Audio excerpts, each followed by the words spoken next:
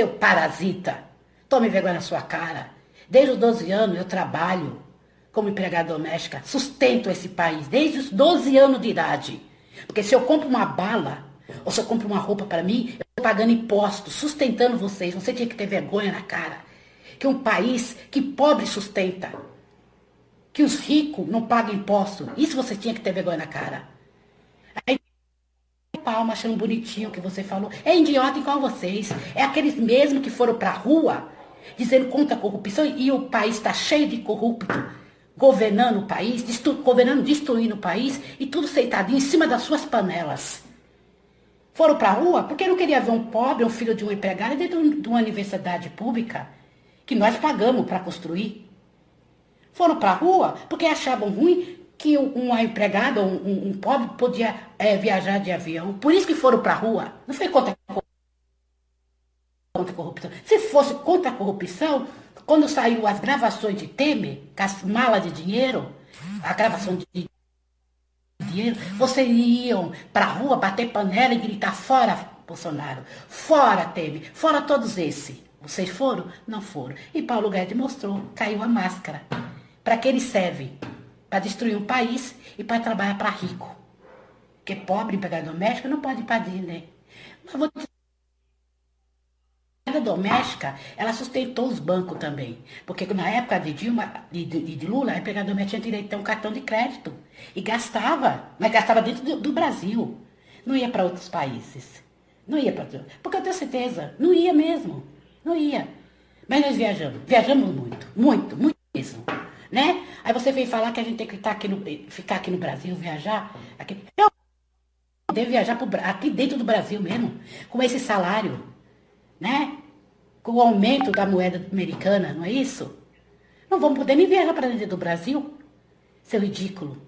Tenho vergonha em saber que tem um falso economista no nosso país. Então, não é? Fantástico, maravilhoso, tá aí, postei o vídeo, tá? É do DCM, né? E acredito que ela diz tudo, né? Tudo. Um parasita nunca fez nada na vida, sempre viveu de expedientes, né? Estudou, os pais eram funcionários públicos, estudou em escola pública, se formou em escola pública, foi para fora do país com uma bolsa do CNPq que é pública. Um parasita, definitivamente um parasita. Mas ele, e isso é importante porque a gente fica pensando, mas como assim, né? Por que, que ele está fazendo isso? Aí tem um psicanalista e professor titular do Departamento de Psicologia Clínica da Universidade de São Paulo, da USP. Ele diz que o Guedes fala coisas inapropriadas, mas que elas são ditas de propósito, dirigidas para um determinado setor da elite econômica, um grupo que compreende aquilo que ele está dizendo. Deixa claro que eles precisam se aliar, né, se precisam se aliar contra os pobres, que usam demais os serviços públicos, que andam demais de avião, que vão a lugares que não deveriam ir, atropelando o direito deles. Ele joga com um público que se identifica com a elite, aquele público que tem uma equação na cabeça de que o Estado está roubando a gente. E a gente vê muito isso. Tu vê caras que ficam fazendo discurso contra o Estado, daí um dia tu liga, cadê o doutor fulano? Ah, ele está lá no BNDES pegando um empréstimo, ele está no Banco do Brasil pegando um empréstimo, ele está no Banrisul pegando um empréstimo.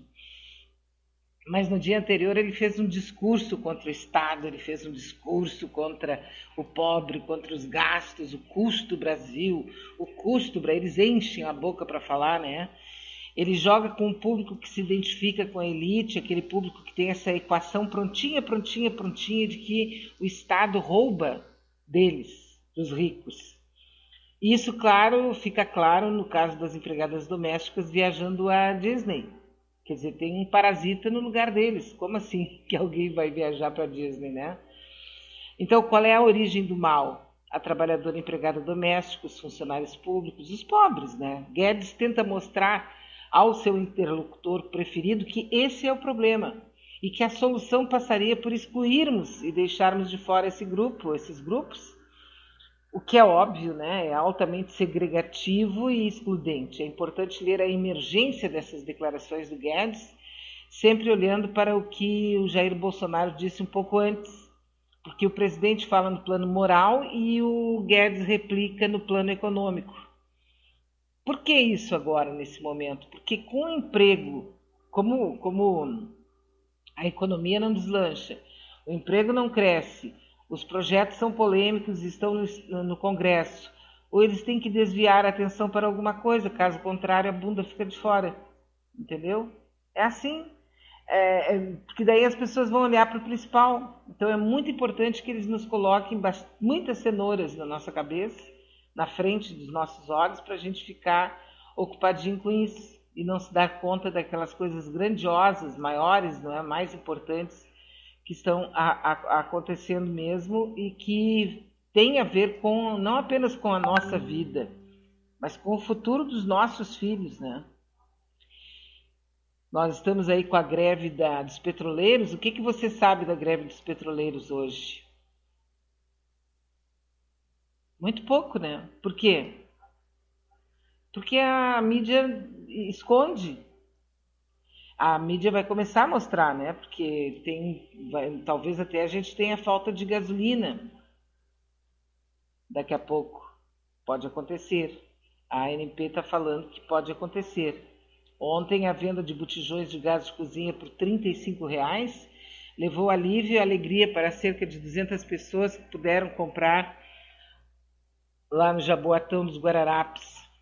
Elas foram ao local com a intenção de ganhar um desconto em um dos 200 botijões de gás que foram vendidos pela metade do preço durante uma ação de protesto solidário do Sindicato dos Metalúrgicos, aliás, Sindicato dos Trabalhadores da Indústria de Petróleo do Estado de Pernambuco e da Paraíba. Então, assim, a gente vê que as coisas principais nós não temos muito destaque. Por quê? Porque eles não têm interesse realmente que a gente fique sabendo, porque a gente está na era da idiocracia. Nós estamos vivendo, não sei se você assistiu aquele filme, há vários anos, quando o filme foi lançado, eu comentei muitas vezes o filme, cheguei a postar o filme. Hoje é difícil de encontrar esse filme, a idiocracia, porque é exatamente o que a gente está vivendo. Exatamente, mas não tem nada nem que pôr nem tirar. É exatamente o que nós estamos vivendo hoje, é a era da idiocracia. E a era, evidentemente, da falta de critério e da falta de justiça. Isso aí talvez seja o nosso ponto mais assim vibrante, né? Muito sério mesmo. Só para antes que eu esqueça, né? Na era da Garcia, ontem o Bozo fez uma live e ele é tão psicopata, ele é tão psicodramático, ele é tão psicobostinha, que ele não queria dizer o número 13 porque o 13 é do PT, é o número do PT. Então ele dizia que ontem era o dia 12 mais um. Não, assim, ó, olha o nível da idiocracia desse cara. Ele não queria usar o número 13, então ele dizia hoje é o dia 12 mais um. Não tem sentido, né? Tu vai passar a vida inteira tentando entender o que é isso, só que não dá. Por outra parte, ainda temos um outro caso que tem a ver com a Universal, a Igreja Universal, né? E que eu queria trazer aqui para os nossos amigos da nossa Rádio Web Manaus. Nosso WhatsApp está liberado aqui para sua participação, por favor. Participe, auxilie aqui.